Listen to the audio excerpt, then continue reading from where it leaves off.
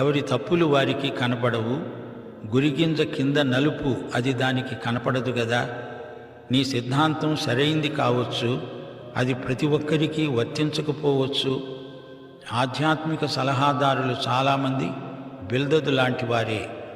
ఈ రోజున వారు ఎందరో ఉన్నారు. ఒక వ్యక్తికి అన్ని విధాలా అన్వయించే సిద్ధాంతమై ఉండాలి, లేకపోతే అది ప్రమాదకరమైనదని చెప్పగలం. 2 2 4 ఇది కూడిక, 2 2 4 ఇది హెచ్చవేత. ఈ 2 ఒకటే అంటే అది మిగతా అంకెలకు వర్తించదు. 3 3 6 తిరిగి 3 3 9 అవుతుంది.